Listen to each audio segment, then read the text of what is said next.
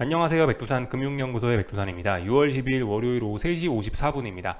세계 증시의 강세는 몇 주째, 몇 달째 계속해서 진행이 되고 있습니다. 매번 하는 이야기지만 이걸 제일 첫 번째로 말씀드리는 거는 하방 투자자분들은 생존이 우선이라는 걸 좀 강조하기 위해서 이 이야기를 항상 시작으로 좀 하고 있습니다. 그래서 계속해서 세계 증시는 강하고 조금 하락하는 데가 있긴 있어요. 보시다시피 오랜 상승에 지쳐서 혹은 이번 주에 FOMC 회의를 앞두고 어떤 경계감 이런 것 때문에 하락하는 증시가 있는데 하락해봐야 아직은 하락 전환으로서의 의미는 없는 거고 아직까지 강세장 중 조정에 불과한 겁니다. 그죠? 그래서 정석적인 대응은 지금 이제 눌림시 주식 매수, 눌림시 지수 매수 이런 게 되는 겁니다. 그래서 맨날 드리는 이야기를 좀 드려봤고요. 근데 이제 그럼에도 불구하고 이제 이번 주는 그런 흐름에 변화가 생길 수도 있는 잠재적인 그런 이벤트가 굉장히 많기 때문에 이번 주는 좀 주목하자라고 이야기를 해드리고 있습니다. 그래서 좀 먼저 일단 이번 주에 있는 경제 지표 발표들을 좀 살펴볼까 하는데요. 일단 오늘 밤 그 미국의 어떤 채권 입찰 이런 이벤트가 있습니다. 이거 지난주에 말씀드렸다시피 이번 주에 일단 예정된 금액만 대충 2천억 달러의 채권 입찰이 예정이 되어 있다라고 말씀드렸죠. 굉장히 좀 그 긴축적인 어떤 그런 흐름을 가지고 올 수 있는 중요한 부분이라 말씀을 드렸고, 이게 월요일 밤만 있는 게 아니고요. 이게 수요일 밤인가 목요일 밤인가에도 또 한 차례 더 있습니다. 아직 그 입찰은 아직 구체적인 액수가 밝혀지지도 않았습니다. 그래서 일단 이번 주에 알려진 것만 2천억 달러 정도 발행 예정인데 그 수요일인가 목요일쯤 채권 입찰하는 거는 액수 나오면은 2천억 달러가 훨씬 더 넘어서겠죠. 그죠? 2천 몇백억 달러 혹은 3천억 달러 가까이도 이번 주에 채권 발행을 할 수도 있다라는 거, 굉장히 큰 충격이 발생할 수도 있다라는 거 우리가 생각을 해봐야 되겠고요. 그리고 이제 화요일 날 미국의 물가 지표가 발표됩니다. 코어 CPI와 CPI인데 굉장히 중요한 물가 지표인 거 여러분들 알고 계시죠? 그래서 이런 것들 어떻게 나오는지 잘 봐야 될 거고요. 이 지표가 당장 수요일 날 예정된 이 미국의 FOMC 회의에 큰 영향을 미치게 될 겁니다. 그죠? FOMC 회의 써 있네요. 그죠? FOMC 회의에 큰 영향을 미치게 될 거다. FOMC 회의 중요하다라는 거 말씀 안 드려도 알 거고요. 그리고 목요일 날에는 이제 유로존 통화정책 회의가 있게 됩니다. 유로존 통화정책 회의가 있고 또 그리고 미국의 고용 지표들이 좀 발표가 되게 됩니다. 사실 평상시에는 이 고용 지표가 좀 별로 덜 중요하게 인식이 돼서 그냥 별말 안 하고 제가 넘어갔는데 이제는 조금 좀 이 고용 지표도 좀 잘 봐야 되지 않을까라는 생각이 좀 들어서 이건 조금 이따 이야기하고요. 하여튼 그리고 금요일 날에는 요 목요일 날 여기 국채 입찰이 있다고 나와 있죠. 그죠? 네. 그리고 금요일 날에는 그 유로존 물가 지표가 발표가 되고 여기에 더해서 금요일 날은 미국의 선물 옵션 동심한 기일입니다. 그죠? 그래서 이번 주는 어떤 시장을 흔들 수 있는 기술적인 이벤트와 매크로적인 이벤트들이 굉장히 굵직한 것들이 많이 동시에 펼쳐집니다. 그렇기 때문에 지금까지 몇 달간의 상승장 혹은 지난 몇 주간의 어떤 이런 급등 흐름을 잘하면 이런 흐름에 변화가 생길 수도 있다라는 걸 우리가 좀 생각을 해봐야 되겠고, 계속해서 말씀드리지만은 이게 투자가 타이밍이 굉장히 중요하다고요. 그죠?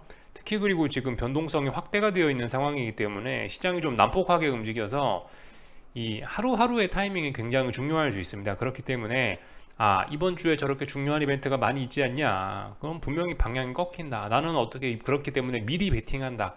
미리 움직이지는 않으셔야 되겠습니다. 그죠? 조금 늦게 움직이더라도 미리 움직이면 좀 위험할 수 있다라는 거 말씀을 좀 드리겠습니다. 음봉이 나오면 그때 하라고요. 그때. 그죠?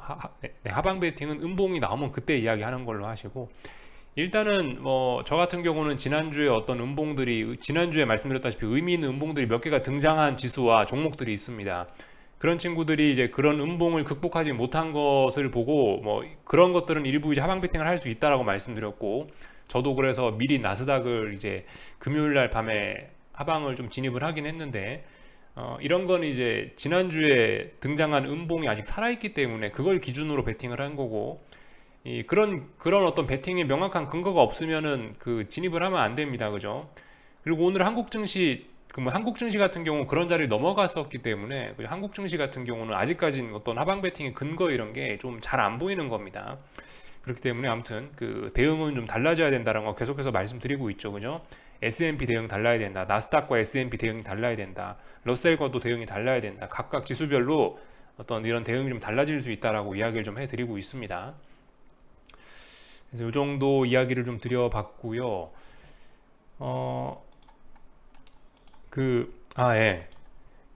FOMC 회의 이야기는 앞으로 좀 할 시간이 좀 많을 것 같아서 수요일 밤이잖아요. 그러니까 내일 모레 이렇게 할 이야기, 네, 그 FOMC 회의 이야기를 할 시간이 좀 많이 있을 것 같아서 FOMC 회의 이야기는 조금 좀 나중에 하고 오늘 나온 기사하고 경제 지표들 좀 몇 가지만 보고 오늘 있었던 일들 좀 살펴보도록 하겠습니다. 먼저 볼 거는 닉 티밀하우스의 월스트리트저널의 닉 티밀하우스 기자의 기사인데요. 닉 티밀하우스 잘들 아시죠? 좀 유명한 월스트리트저널 기자입니다.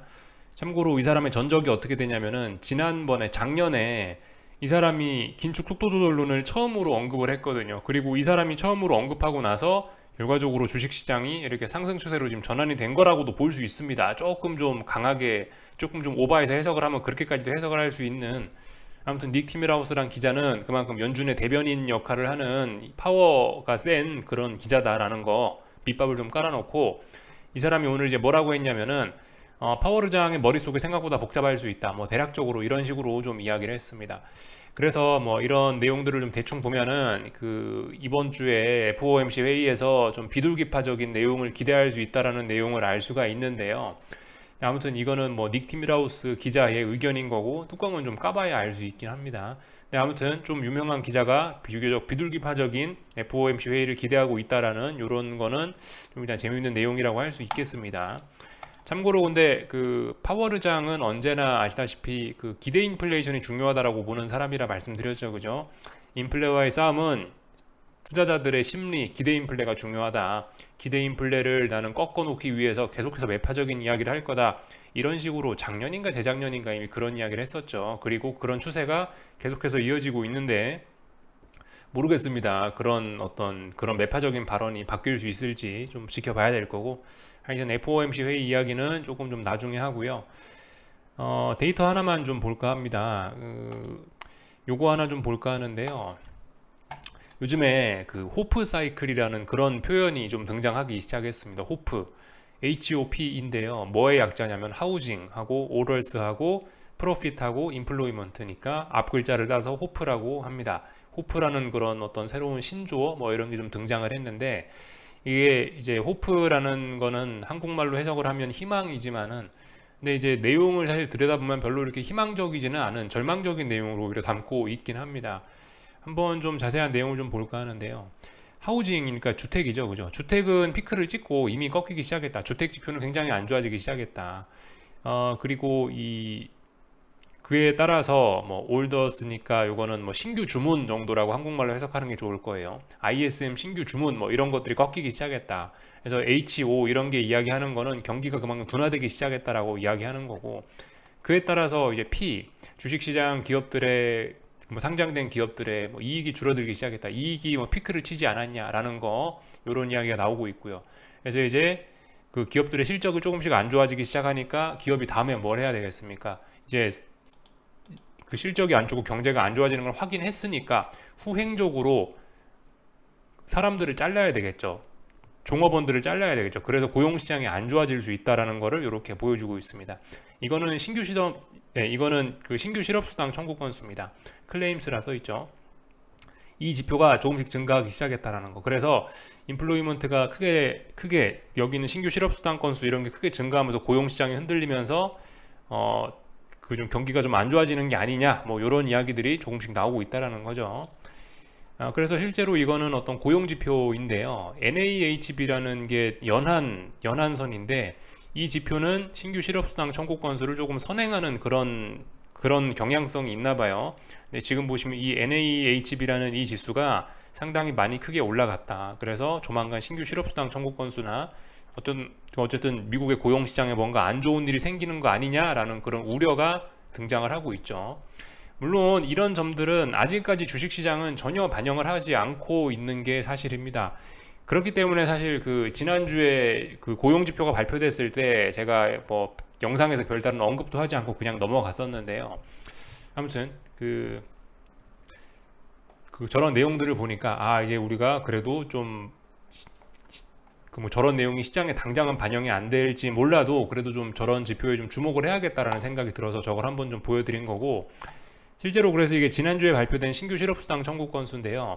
예상치를 좀 크게 상회하긴 했었습니다. 지난번 값이 23만 3천이었고요. 예상치가 23만 5천이었는데 26만 1천 나왔거든요. 그러니까 굉장히 많이 증가한 거고, 야 이게 뭐 많이 증가한 거냐 하실 수도 있는데, 이게 실제적으로 이렇게 좀 차트를 보면은 굉장히 좀 크게 증가했다라는 걸 알 수 있습니다. 기존 흐름에 비해서 이번에 증가율이 좀 상당히 컸다라는 걸 알 수 있습니다.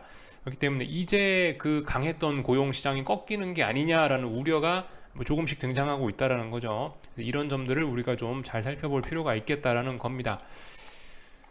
사실 뭐 경기가 좀 안 좋아질 때가 좀 많이 좀 되긴 됐어요. 여러 가지 측면에서 생각을 해보면 뭐 대표적으로 뭐 있죠? 그 장단기 금리차 역전 이런 것도 뭐 말씀드리고 있는데, 사실 장단기 금리차 같은 거 역전되고 나서 평상시였으면 벌써 일찌감치 정상화 됐을 거예요. 그죠? 근데 하여튼 지금까지도 신기하게 정상화가 굉장히 좀 느려지고 있고, 지금 상황이 좀 굉장히 좀 그 뭔가 잘 버틴다라는 좀 그런 느낌이 좀 있긴 있거든요. 여러 가지 지표들, 예를 들면 뭐 전 세계적으로 그 제조업들은 물 말아먹고 있지 않습니까?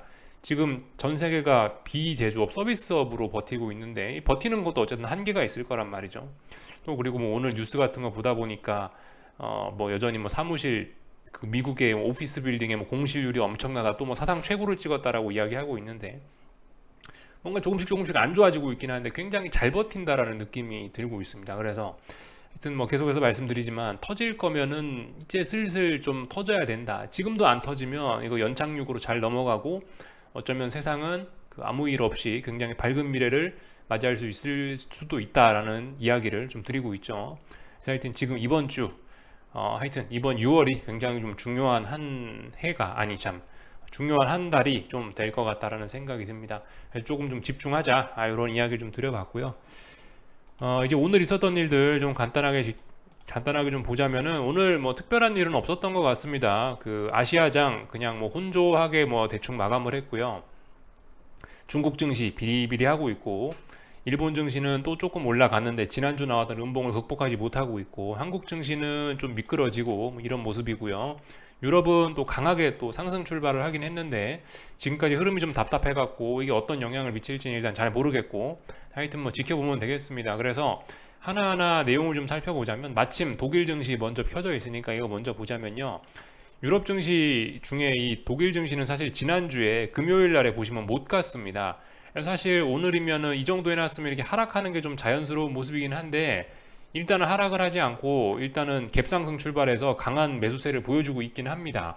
그래서 그나마 당장 대폭 나갈 수 있었는데 다행이긴 한데요. 다행이긴 다행인데, 문제는 이제 근데 말씀드렸다시피 독일 증시는 이 지난번 박스권 하단까지 다시 한번 터치를 하고 내려왔었기 때문에, 지난번 박스권 돌파한착 했다가 다시 박스권 하단까지 내려왔기 때문에 힘이 약하다는 걸 확인을 했고, 그렇기 때문에 다음번에 올라갈 때는 여기를 넘지 못하고 다중고점형을 만들 것이다라는 추측을 갖고 있다라 말씀드렸는데, 지금 다중고점형을 만드는 그런 과정일 수도 있겠다라는 생각을 하면서 일단 전 보고 있습니다. 그래서 일단은 답답한 구간 안에 와 있죠, 그죠? 네, 이렇게 보시면 될 것 같고, 오늘이 일단 그래도 오늘 급락할 수도 있는 그런 날이었는데, 갭상승 출발하면서 뭐 일단 당장 오늘 급락하겠다 그런 생각은 없는 것으로 일단 확인이 됐습니다.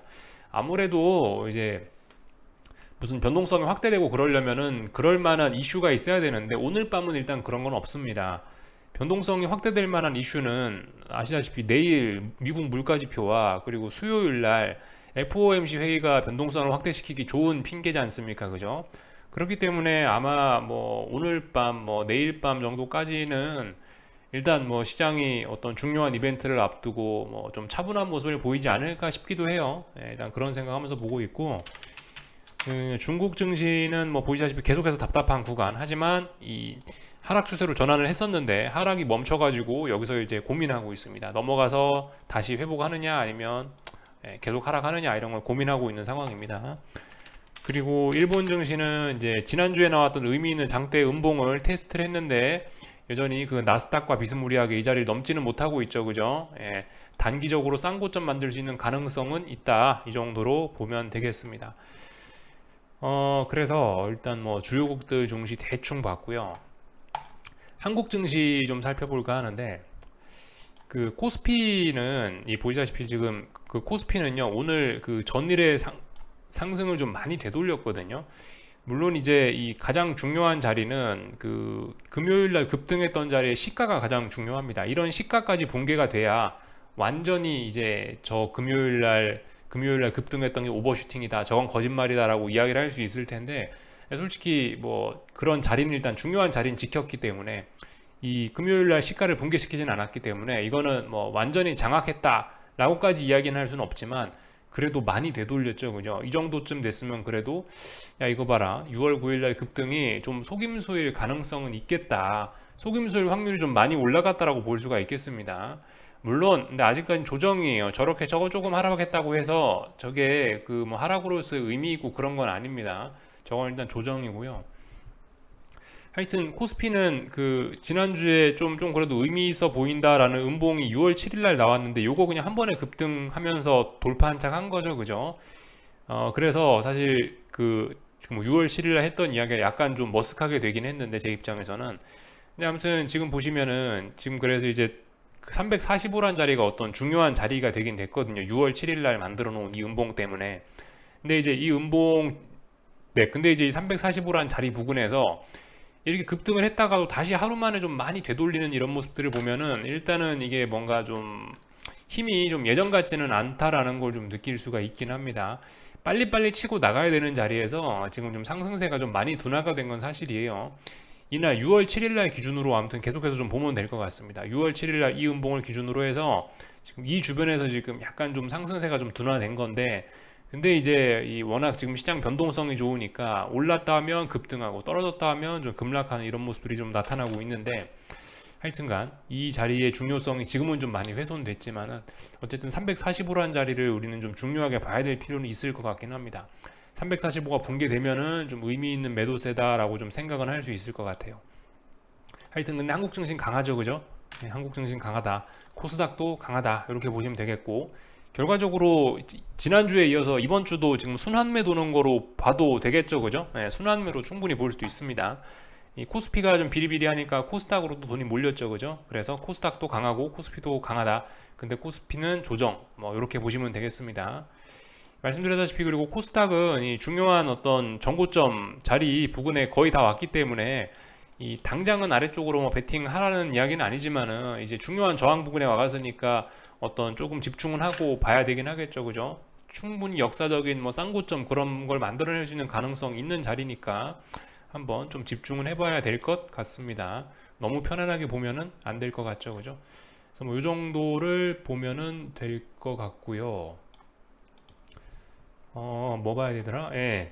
뭐 보시다시피 그죠? 풋옵션들도 약간씩 좀 되돌리는 모습 나오고 있습니다. 뭐 물론 아직까진 완전히 되돌리고 그런 건 아니니까 아직까진 좀 아닌데, 분명히 어쨌든 오늘 이렇게 그 코스피가 이렇게 상승을 되돌리는 이런 모습은 분명히 지금 시장의 힘이 조금 좀 예전 같지 않다라는 거를 보여주는 뭐 그런 점이라고 할 수가 있겠습니다. 그래서 좀 중요하다라는 거 좀 말씀드리고요. 나머지 뭐 특별히 드릴 이야기는 없는 것 같아요. 그냥 가볍게 이 정도만 보고 넘어가고, 환율은 이거 의미 있는 지지력 아닙니다, 그죠? 아직까지 뭐 의미 있는 지지력 이런 건 보이지 않고 있다. 계속해서 일단 원화 강세, 계속해서 아래쪽으로 가는 이런 모습입니다.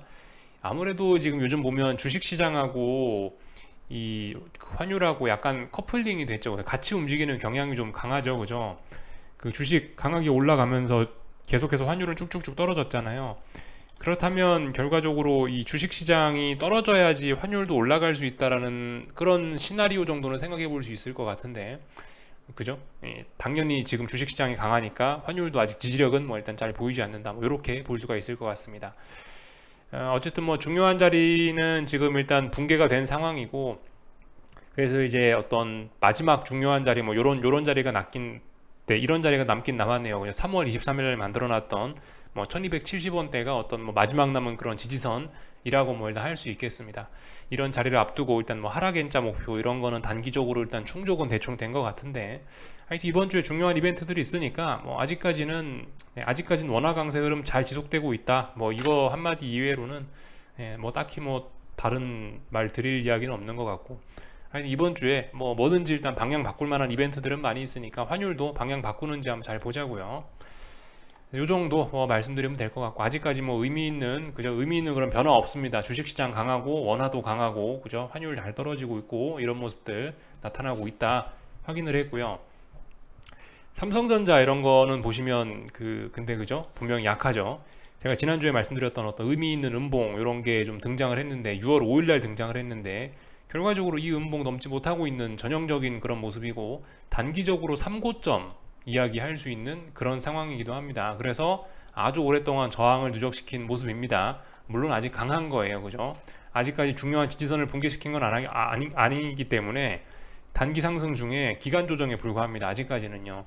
그렇지만 이게 저항을 누적하는 모습이 너무 좀 안정적으로 저항이 좀 잘 누적되는 모습이라 좀 모습이 좀 많이 약하죠. 그죠? 이런 거는 굉장히 부담이라고 할 수가 있겠습니다. 삼성전자 주주분들 이런 거는 좀 슬슬 이제 예, 조만간 이제 어딘가 지지선이 딱 깨지기만 하면 삼성전자는 주식 팔아야 될 수도 있다. 수익 청산해야 될 수도 있다. 이 정도 말씀드릴 수 있겠습니다. 하여튼 뭐 하이닉스 이런 건 근데 잘 올라가고 있고요. 그러니까 지금 각 종목에 따라 각 뭐 지수에 따라서 그 차트 모양에 따라서 그 종목의 그 지수의 힘에 따라서 각기 대응을 해야 된다고요. 그죠? 뭐 이렇게 말씀드리면 될 것 같고요. 오늘 미국 증시는 뭐 아마 강하겠죠. 그죠? 뭐 강세장이니까 뭐 아마 강할 것 같다라는 일단 예상은 하고 있고요.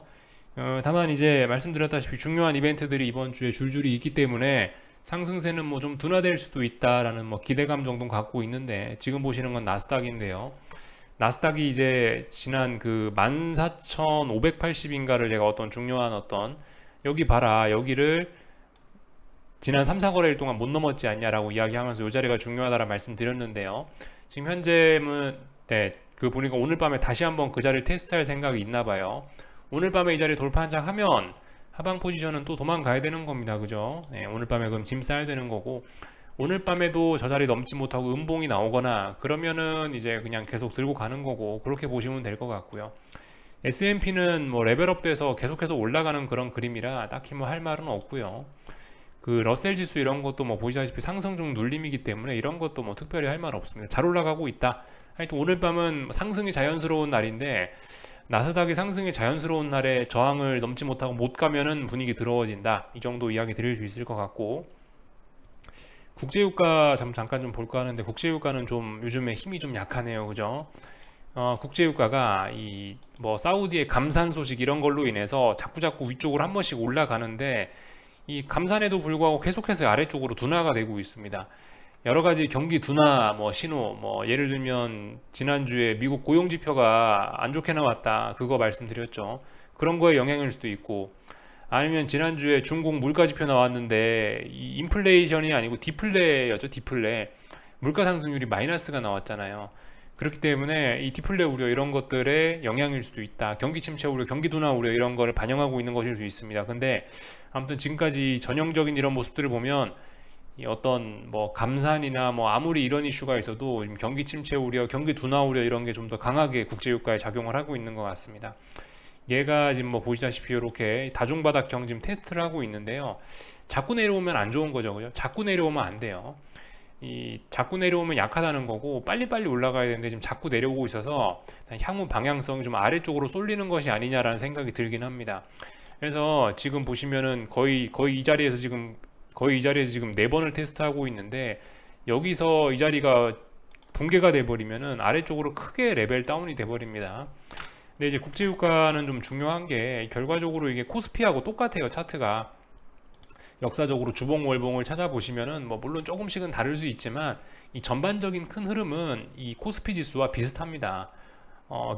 이 이야기는 뭐냐면 결과적으로 코스피 지수나 국제유가나 비스무리한 동류의 어떤 그런 위험 자산으로 금융시장이 보고 있다라는 건데 그렇기 때문에라도 이런 건 좀 굉장히 중요한 지표라고 생각이 되는데 이런 지표가 여기 다중바닥형 주봉인데요. 다중바닥형 만들지 못하고 꼬꾸라지려고 한다는 거는 지금 엄청나게 지 혼자 강력하게 막 상승하고 있는 코스피가 어쩌면 거짓말을 하고 있을 수도 있다라는 신호일 수도 있다. 이 정도로 볼 수 있겠죠, 그죠?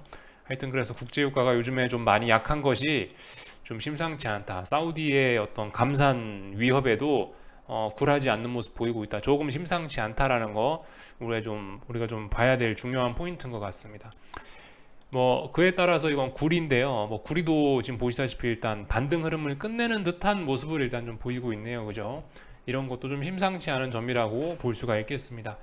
아무래도 이제 중국 지표가 지난주에 워낙 안 좋게 나오다 보니까 이런 것도 뭐 보시다시피 지난번에 하락 추세 전환됐고요.